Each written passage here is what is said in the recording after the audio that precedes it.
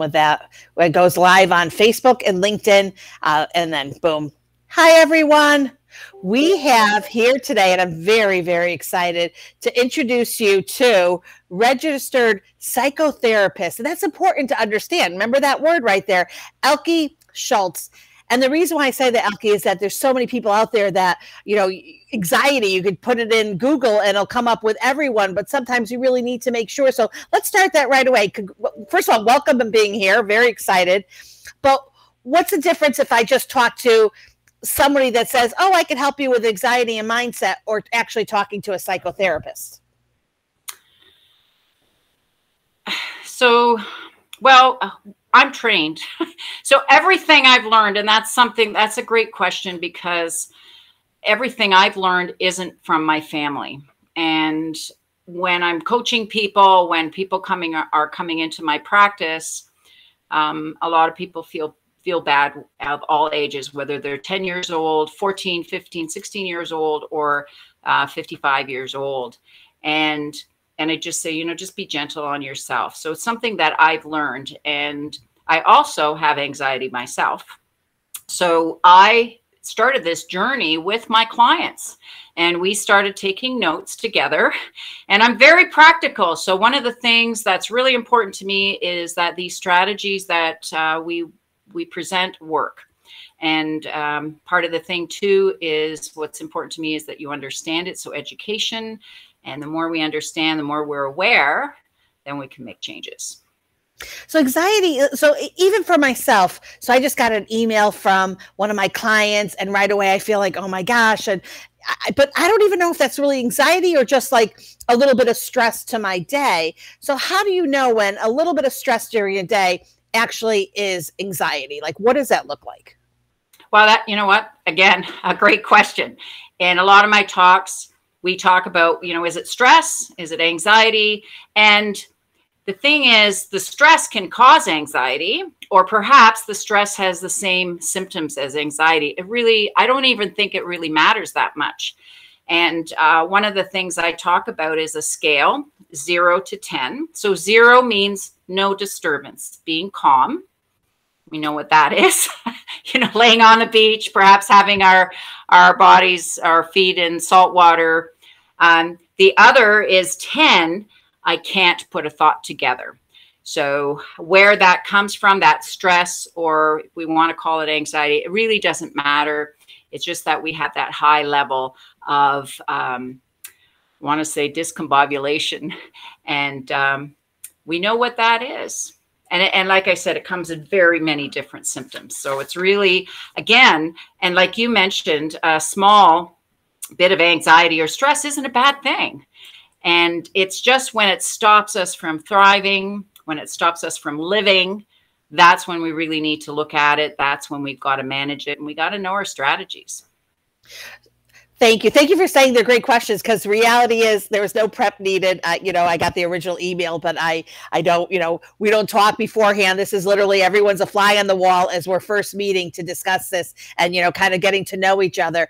I don't think that I actually am someone that carries anxiety with me, though I can feel certain days where I feel really stressed and I'm ready to push it out. There have been some days where I'm like, I need a brain break. Like, I definitely feel that way. So we're leaving to go to Cocoa Beach, and I'm like playing grace with myself. Like, okay, Adrienne, it's just so much going on with so many different people and so many responsibilities to, you know, different groups that I belong to. And I love doing it all, but I recognize, okay, I feel a little overwhelmed right now. I'll take a little brain drain for 2 days, try not to do any work so I can come back better. I'm assuming that's a good thing to do, but what if someone doesn't have that opportunity to take and go away and do something else? What are some of the things that they should be doing, and when do they know when to seek help?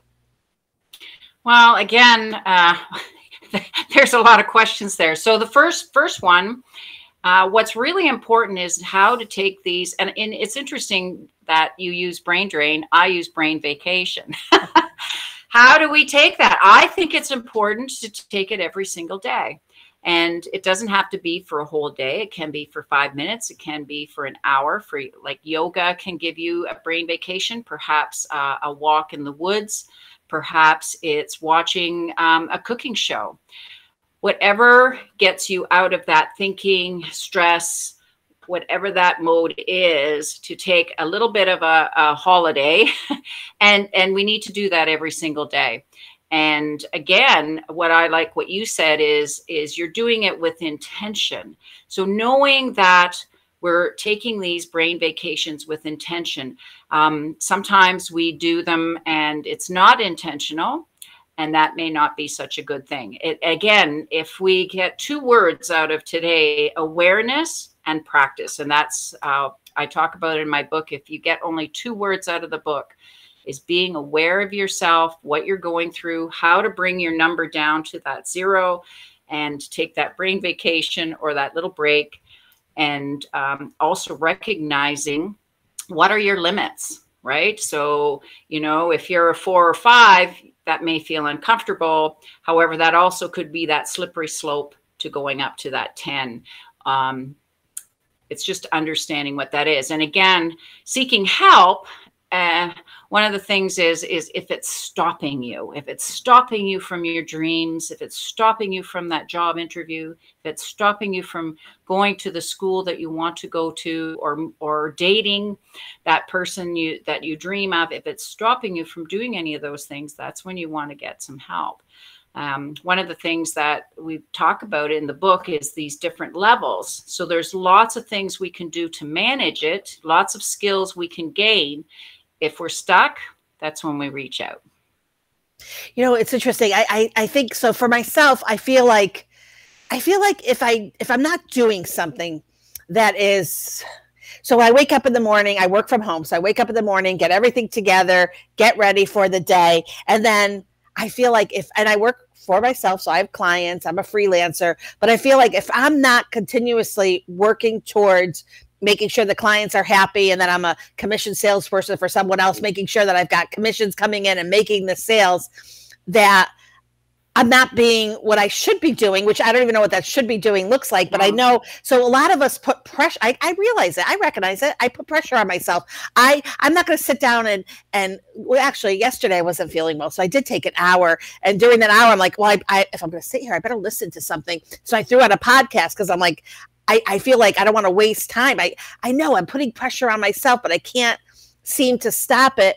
And then at night, in order for me to go to sleep, I like listening to news, and everyone's like, well, stop listening to news, Adrienne. That's causing you anxiety. But I'm like, but if I don't know what's happening, that's going to make me anxious too. Like, I don't know where to find that happy medium. Well, and again, I think it's about balance. One of the things that we've got to be careful about is the word should, the word must. And a lot of times those thoughts come from core beliefs or belief systems, and we have them socially and culturally. One of them could be, I need to work hard, or I need to be a good daughter, so I've got to have Thanksgiving dinner. We may not want to do any of those things. However, we feel we should. So when we have that in our mind, so when you have that thought in your mind, that's a good time to step back and go, where is that coming from? Where did I learn that? Because we weren't born that way. So we got to scale it back and go, where did I learn that? And belief system is not a good thing or a bad thing. It just is. However, what happens is when we've learned this very early on, our brain considers it a truism, thinks it is 100% true, and it's not.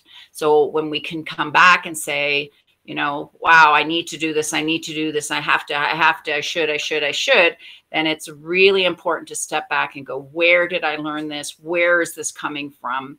And unpack that, and perhaps rearrange some things, because I think, I believe our lives are abundant and things do come our way. And yeah, we don't have to beat ourselves up.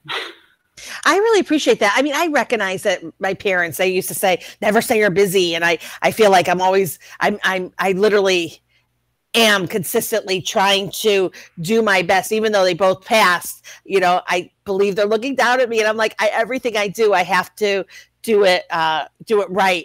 What about the stress that other people, you know, that people can be just so not nice and so unkind that they can really, I don't know if people realize, and is this wrong to say, that some people can cause other people stress? Is that like a horrible thing to say? No. And again, it's a great point. I love this. One of the things is that people or actions can trigger us. And I'm emphasizing the word trigger us. So we need to own that. So let's say you and I, we could be in a situation, one of us would react a certain way, another one may not react at all. So it's really up to us. So that situation did not make us stress, did not make us feel badly. It's our trigger. So we have to kind of recognize how we get triggered, what bothers us, things like that, and just own that. And, you know, we can talk a little bit deeper about that. And then when you said about people being unkind or stressed, what I've noticed, and I'm highly sensitive, so I find that I protect myself. So I put around a energetic shield when I go out, when I wake up, and especially going out. And these days, as I was saying earlier, people are very stressed. So I just put out lots of love, and I know that it's not intentional. I believe that probably 99.9% people, maybe 95%, I don't know, but that people are well-intentioned. They don't wake up in the morning saying they're going to hurt Adrienne or Elke. I don't believe that for a moment. And I think that people are very stressed. They're maxed out. They're tired. They're fearful right now. Lots of fear, which is so unfortunate. And so the opposite of that is love. And if or when we can be in that love space and keep putting that out, and you know what, I find people just love a smile. You walk in a store and have the biggest, and I do psych myself up for that. And I think about happy things, and I think, you know, people love a smile. So I just walk in and I smile at everybody. And it's amazing. They can be maybe cranky pants, and when they see a smile, they smile too. And even if they're having a rough day and they're kind of testy or a little bit miserable, you know, maybe it's just acknowledging, you know, I guess things are rough, or just saying, you know, hope you're having a good day, or hoping things go better for you. And usually people soften. And I'd like to go in that space, because I certainly don't want to keep perpetuating the fear or the stress. And I think if we can keep being kind, and that's such a big thing right now, I think that's one of the things I've been talking about, is how can we be kind? Because people are on, you know, we have like both sides of the spectrum. It doesn't matter what country we're in, lots of fear on both sides. It doesn't matter what you believe or don't believe. And can we just be kind, and can we accept each other and continue again to be kind? I'm going to keep saying it. I love that. Oh, excuse me. I have to go buy my energetic shield. Where do I buy one? I just need to know where I go. Amazon? Well, we can do it right here, right now. Okay. Okay. Really? So what I do is, and this is called a butterfly tap. And I'm just doing it because we can see each other on the screen. You can see my hands, but you can do this on your lap. You can even wiggle your toes back and forth. It doesn't matter how you do it. But what we're doing is we're stimulating our brains one side to the other. And there's no right or wrong, or speed, or tension, or thumping, or whatever. So what you want to do is think of what will energetically protect you. And this shield or protector has magical qualities, and it can be anything. There's no right or wrong in it. And so what it does is it protects our inner shield. And yeah, so think about something right now.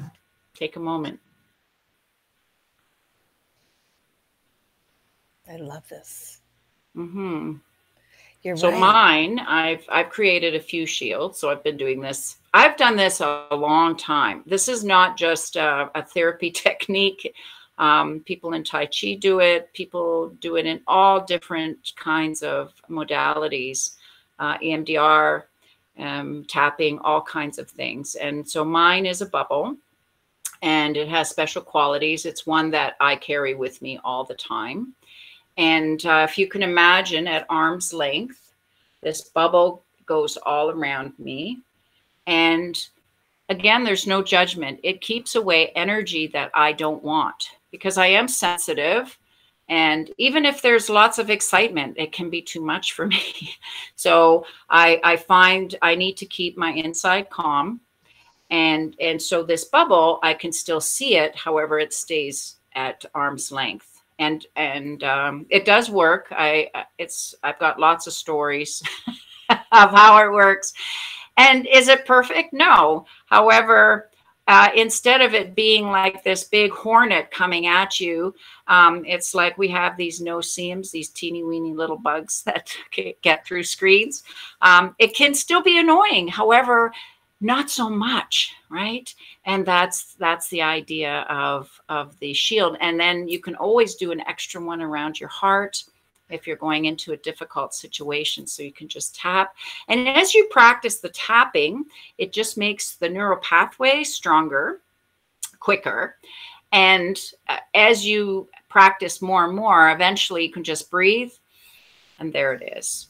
So wow, works like a charm. Works like a charm. Mine is a bubble of toxicity. And I have to say, yesterday I got 2 emails. They were so toxic. And I was just like, I feel bad that you even have to write that. Like, that's so, like, I just thought to myself, I know you, like, I've done nothing wrong. Actually, I know, this sounds crazy, but I know, Elke, that I could be very much a goody two shoes. I can't help it. Like, you know, my daughter's like, you're such a goody two shoes. I like to do things right. And not everyone wants to be around someone like me. Not everyone wants me on their board. Not everyone wants me on their committee. You know, like, I get that. You know, I like to do things right. And so when I just read things or have someone say something to me that I know is just like so inappropriate, I was so proud of myself. Usually I would feel that feeling, because I do believe you could feel anxiety, and it starts for me as it's red, and it goes from my feet to the top of my head, and it's a big red hot flush, and my heart starts racing. And I've been working so hard because, you know, I actually got very sick over a lot of anxiety at work. It was awful. And so I've had to make sure that I don't allow that to happen again, because I'm finally off blood pressure medicine. So I'm like doing like something right. So it's really careful. So I read it. I said, okay, feel it, Adrienne. And then I said, you know what? You're going to put it in a separate file so you don't have to see it or read it anymore. And you're busy. I'm busy. So like, I'm not going to even think about it. And that really did help. So, but I'm going to try the tapping too. I think that we all need to do this. It really is important. And also, by the way, being kind. I noticed that as we're coming back together in real life, which I'm in Florida, so we're doing a lot of that because we really don't have, like, you're just a different kind of state right now. But, you know, as we're coming back to real life, that people they're almost like, you know how like not nice comments on Facebook and LinkedIn, they're kind of like saying it in real life. So I'm like, whoa. I had someone the other day say to me, and it wasn't very nice. It was like, you know, well, Adrienne, you have so much energy. And it was like, but insulting kind of. And I was like, oh my gosh. But I was like, you know what? Smile, Adrienne. It's just like a comment. I'm going to scroll right through the word. I like literally thought to myself, it's like a Facebook comment. And I heard it. Maybe she meant it for someone else. I don't know who was at the table, but she was looking right at me. But I'm going to dismiss it. Could you have your book in front of you, by the way?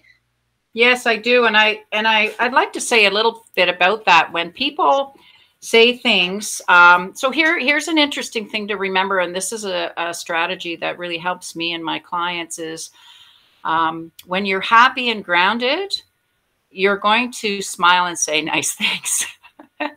When you're in pain, stressed, or fearful, that's when these mindless, unskillful comments come out.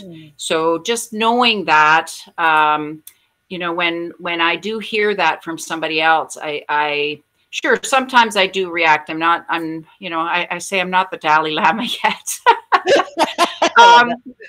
But what I do notice is I notice their pain. And I think about, you know, this is pain talking. This is not a happy, grounded person talking. So if, you know, maybe listeners can remember that. Yeah, I actually have my books here. And thank you for asking. So anxiety, whoops, let me see.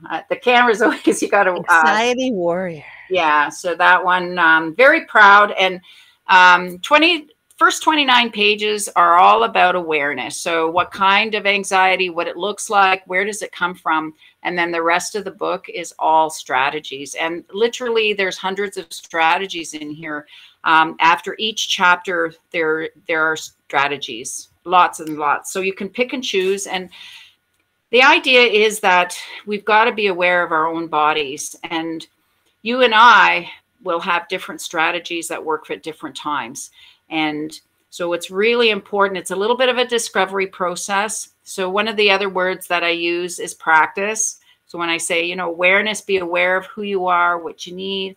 The other thing is just practice. So, you know, find out what strategy works for you and when it works. So sometimes that's a hit and miss thing, and don't be discouraged. And sometimes, you know, even our shield, we can do our shield and it may not work right away. So just take a little break and wait a couple minutes and then try it again. It will work. Just know that these strategies do work. And there is a volume 2. I'll just hold that one up. Oh, too. Congratulations. And it has, what's different about the volume 2 is there are a few more practitioners in there. However, some stories.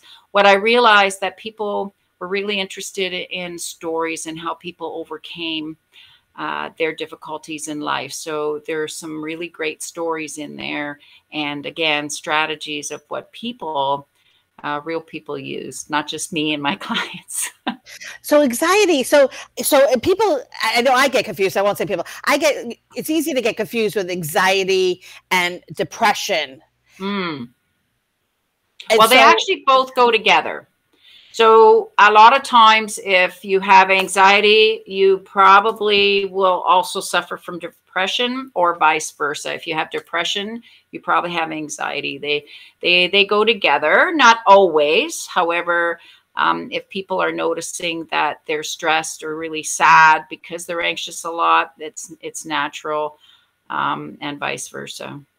So I wanted to my daughter's not home yet, but so I am the mother of a daughter, 15, who went to start high school last year in the midst of the pandemic. And it was pretty much a very, very tough for all of us. I mean, it was tough for the school. It was tough for the family. Yep. It was tough for all of us. And she was diagnosed. I didn't pull it out. She was diagnosed with something that would normally take about 6 months. So it was an anxiety that they felt that was just like the time frame. And funny enough, I feel like she's kind of either coming out of it or understanding it more. So with my daughter, so she's in high school, just everything that you can imagine, right? With the COVID, with being behind, with, you know, making new friends as a freshman in school, all of that, with a new boyfriend, with having difficulties in school. Really, it was very tough. And luckily we made a switch over the summer, and she is going to, we're so lucky to have this in Florida, the PACE School for Girls, which is a school that is part of the school system and also part of the juvenile system. So Alana never got in trouble doing anything. She just has suffered and did self-harm. And so, and I'm sharing that, I'm just being open, like it's been like last March was like really, really hard as she was trying to go through everything. Now she has as much therapy as she needs. I mean, if she's in class and she's like, I need therapy, she can go and find a counselor. She's like A's and B's now. And I noticed the last couple of weeks, she's just been really happy and bouncing. And we talked about it last night. I said, Alana, you know, but you have to be careful, because if you say to your child, well, every single kid is dealing with, you know, being anxious going to school during COVID, she's like, oh, see, you're telling me I'm like everyone else, and I'm not. So I have to be careful saying, you know, yes, a lot. Like it's so hard. And then she's trying to find help. So going through some of and there's some great open counseling sessions and that kind of thing. But I do think what has helped Alana is not only the school, but being able to do some of, you know, she's not doing this, but she'll do some things in her head that allows her to take a second. And for some reason she didn't see our relationship, as beautiful it is, I find, you know, I would send her like photos of how, because she definitely had a great childhood. All my children had like a great childhood. She's not coming from a home where, you know, we weren't a broken home. Two parents loved the kids and did everything. Everything surrounded the child. And at 15, everything still does. Like, we just went to see a Neil Diamond tribute for 2 hours on Friday. That was like the first time we left her alone. And like over like a year and a half, like, so like this girl, you know, she's pretty much protected. And if she wants something, she's spoiled too. And I'm glad to see the anxiety is kind of waning, but I want to address the other kids that don't have maybe the special help and what that really looks like this day and age when we do have COVID. Like, does that play a part? Where does the news play a part? And also, you're in the Canada. We're in the United States. And last 4 years have been tough.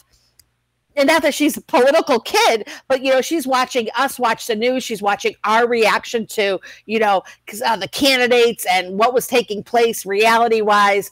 And then I don't know if I was feeding some stress into her, because it was definitely a very stressful 4 years for me being in the United States. So I don't know if you could wrap that all up, but just trying to figure out, you know, how do we help our kids? How do we help our teens? Well, and one of the things, even before 2020, the stats are really pretty high in anxiety in teenagers. So I think we're looking at 2 out of every 15. So wow. 1 out of 7. It's a lot. It's a lot. And it's a bit higher with girls. And yeah, that's just our teens. That's prior to 2020. So what I've said is, whatever we were dealing with prior, you know, we've got this extra sack of potatoes on our shoulders that we're carrying. So if our resilience is down, or we just, we're already at that tipping point, we're certainly going to start tripping and falling over because of all this other stress. And of course, we're seeing it up here too. I'm seeing a lot more younger children, and actually pretty harsh as well. So a lot of suicide ideation and suicide. So, which is, you know, my colleagues and I, we call the pandemic as the fear and the depression that's coming out of the fear, and it's really quite something. So I think one of the main things is to stay present and to really stay connected. So we need to stay connected with each other. We need to be together. We're meant to be tribe dwellers. We're meant to be in families and groups. That is so important. We need to do that. We're meant to be together. That is our health. And really to look at love. I know that, as corny as that may sound, it is the opposite of fear. So what comes with love is kindness, and looking at, you know, when we're staying present, is what is bringing love and joy into our lives. Is it watching a bumblebee, you know, taking out nectar out of a flower? Is it foraging in the woods? Is it playing with your pet or your children? Is it calling a neighbor? Is really looking into those things that bring us to that space of calm and love and kindness. That is going to do more for our mental health, for physical health, for all that. That's really, really important. And yeah, we need to really focus on that, right? So yeah, we're going to wrap that up. You're right. I'm really glad too that there are some Netflix and some of the other, you know, writers and producers have really done a great job of putting together movies that really can help. Like, so I was watching a movie, I don't remember what it's called, with some amazing actors, and the young girl had schizophrenia. And it was my daughter. We both were like, really, we kind of learned a lot from it because it was so real, and they kind of showed, you know, what that really looks like. Of course, I get nervous that Alana will next, you know, I'll be like, I have schizophrenia tomorrow. And I'm like, no. So I tried to say to her, like, this is not something you want. Because sometimes, you know, you can watch something and then I've seen that with my daughter. She'll learn something and then kind of think that maybe she has it. So I don't know if it's normal or not. Yeah. And so the thing too is have the conversations, you know, talk about it, you know, what does stress and anxiety look like? How do you manage it? Because these are life skills, and the skills that, you know, we can teach our children are skills that we can use. And that, again, certainly in the book, You can learn them. They're easy. I have a great editor. He's very methodical, so very easy to follow instructions. And, so how do we do that is present that as parents. And I think too, as a parent, the calmer we are, the more that we look after ourselves, we're also modeling to our children. If we're getting all worked up and getting fear-based and operating in that, our children are definitely going to pick that up if we can be grounded. And the thing is, Adrienne, is to look at, the gifts that we have in our life. I mean, we woke up this morning. That already is miraculous in itself. We're walking. We've got this. We're together. Like you said, you've got this family and your children is, look at what's in front of you. And I live on a beautiful property and I've got a great dog. I've got wonderful friends and partner. And so I think about that. I focus on that. And, we have 50 to 70,000 thoughts a day. So we can spend, 10,000 perhaps on the news or what's going on to keep ourselves in current events. However, we can choose what we want to focus on with the other 40 to 60,000 thoughts. I love that. I love that. I just want to say, I was at a meeting and they were teaching teachers. So interesting. And the woman said, you can't feel fear and gratitude at the same time. And oh my gosh, that is so true. When I feel that feeling of fear, which is the same kind of red feeling that goes through my body, I can feel it. I'll just start going what I'm grateful for. So that is really great advice because that's exactly what you just said. So I love that. So that's fantastic. So everyone, get the book. Can you show the book one more time? Sure. And it's available as an ebook. Oh, nice. And also as an audio. So nice. Just go to your favorite bookseller. It'll be there. We do have a website called anxietywarrior.ca. So that makes it really super easy. Oh. There's lots of free resources on that website. And so we created that because it was easy to remember. So anxietywarrior.ca has all the links for the books. It has lots of free resources. You don't have to sign up because I figure if you got anxiety or stress, you just want it right away. Oh my God, I love it. So you put that in your marketing plan too. That is brilliant. Brilliant. Well, it's my passion. It's my passion. And if I can share it, if I can help somebody in their moments, then that's made my day and given value to my life. And really a tie-in with professional global etiquette, where we teach corporate etiquette, because really one of the things is when you walk into a room, if you're walking into the room, and I see it all the time at a networking event, and you're high anxiety and you are stressed and you're coming in with all kinds of excuses of what's going on in your life, it is a little bit of a turnoff. You're trying to meet new people, and it's probably not what you really want to represent. So this is really an important book for not just personally, but I think that business-wise, because if you're making phone calls, if you're making sales, whatever you're doing in your business, if you have all of that anxiety, that just, we all see it. You see it with different people. You really want to put them aside and say, wait, I'm going to try that though. Let's get your energy shield up, because that is good.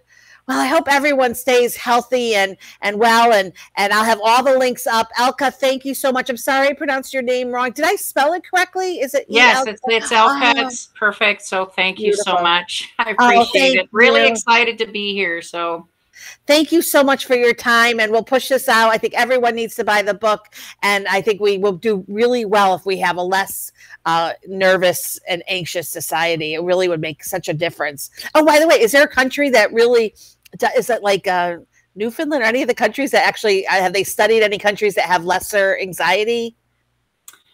Not that I'm aware of. I'm sure there's probably some. I know some different authors and anthropologists that do study that, and it's mostly tribes, believe it or not. Wow.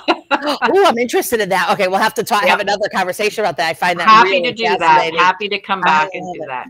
Thank you so much. Have a great rest of the day and week. Happy October. Yes, thank you. Oh, thank you. That was fantastic. I will stop the stream. Thank you so much.